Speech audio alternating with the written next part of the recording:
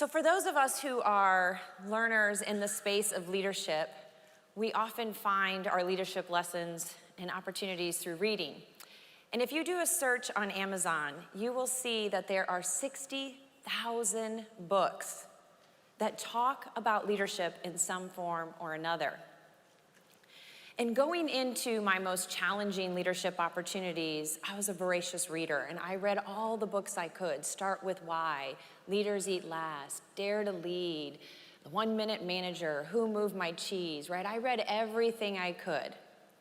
And stepping into that first position, what I knew was that leaders should be visionary and wise and approachable, and they should exude confidence and radiate certainty.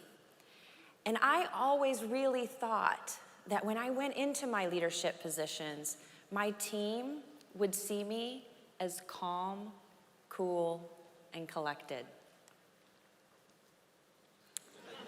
This was not the calm, cool, and collected I was going for.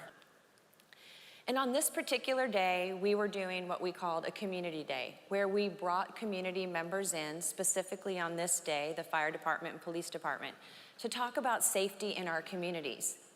And one of the displays my security forces organization had set up was a drinking and driving display.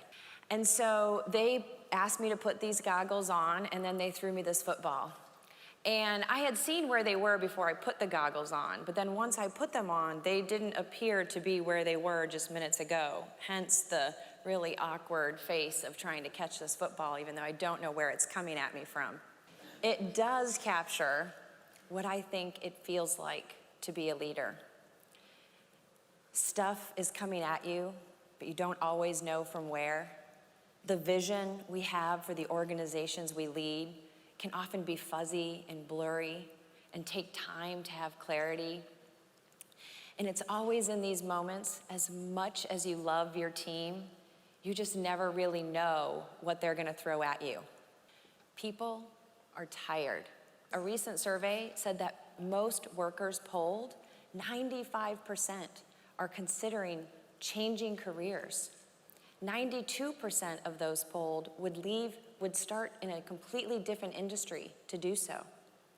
And burnout was the leading indicator as to why. Folks are tired. We've been asking a ton of folks as we've navigated these challenges. Around us, we're watching civil unrest. Another poll said that nearly 57% of Americans think that relations between white and blacks is at its all-time low. In 2001, 70% of Americans said that relations between white and blacks was good. And so think about that for a minute. 57% of people are saying that we have some real challenges here we have to figure out, and we're not doing this the right way.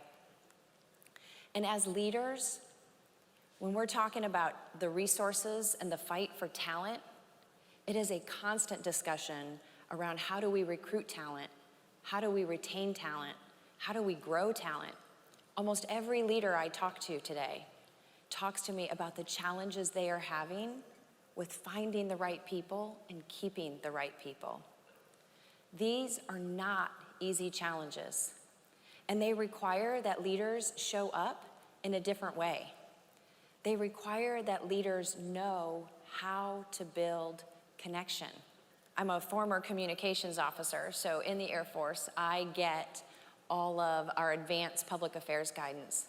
And so I get this document one day, some public affairs guidance that says, USA Today is going to release an article tomorrow, and it's going to report that the Air Force gives a disproportionately higher number of Article 15s, which are our last measure of disciplinary action in the military before going to legal proceedings. And it said the Air Force gives a disproportionately higher number of Article 15s to our black members. And not only has it done so for the past year, but that it's done so for the past 20. And so I get this guidance and I send it out to my junior commanders and I say, I need you to have this conversation with your airmen. I need you to talk to them about the fact that the article's coming out, what it means, just so they know they're not alone. And they were amazing commanders, so I knew they would do it. About a month goes by, I'm out having lunch with a cross-section of airmen from the group, and conversation is starting to slow, so I say to them, what did you all think about the conversation you had with your commanders about Article 15s? And they just looked at me. Silence. And so then I said, did any of you have a conversation? Did any of you in here have a conversation with your commanders about Article 15s? Again, another very awkward moment of silence. And now they're like turning their head away, like, don't look at her. She won't call on you. Don't make eye contact. Now notice I haven't said anything about race. I've only mentioned Article 15s. So then I say, who in here even knows what I'm talking about? And who do you think raised their hand? Every black person in the room that day raised their hand. And I was crushed. Because every black person in that room raised their hand, and not one of them had a conversation with their commanders. Which means now every person in that room who raised their hand, they were left to make up their own story.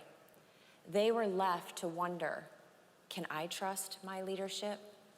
Am I safe? Am I going to be given a fair opportunity if I get in trouble? Can I depend on this organization? And for a month, they were left to wonder those thoughts, talk amongst themselves, and no one in leadership talked to them. So we had a discussion, which was good because it helped me calm down a little. And then I go back to my building and I call all 6 of my commanders together. I get them in a room and I say, I asked you to have this conversation, but you didn't. What happened? Another really awkward moment of silence. And then my first commander speaks up and she says, ma'am, I've been trying to have this, I want to have this conversation, but I read the guidance and honestly, I have so many questions.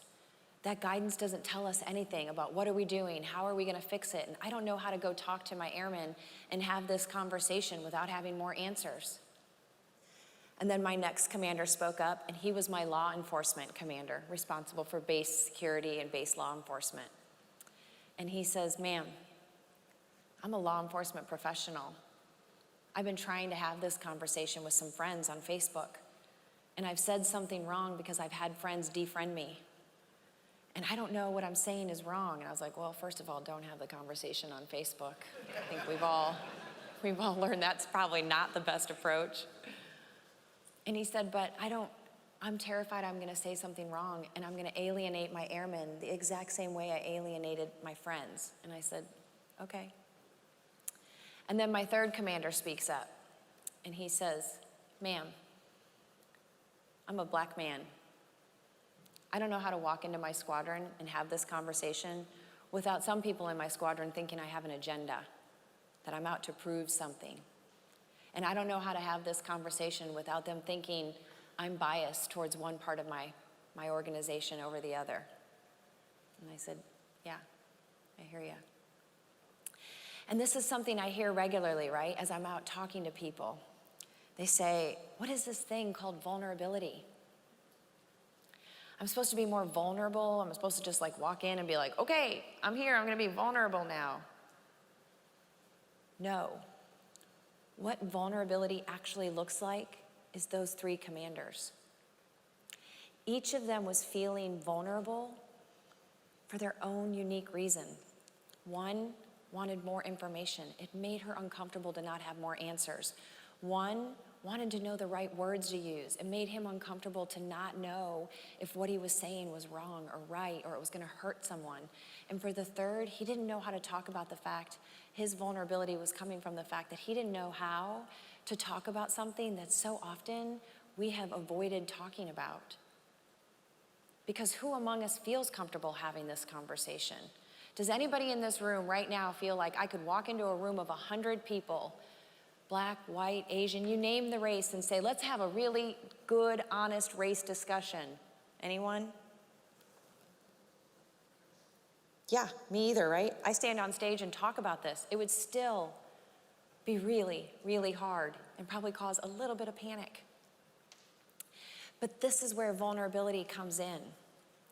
We have to first understand what is making us vulnerable and then understand how to use that for connection, because here's what we know about connection.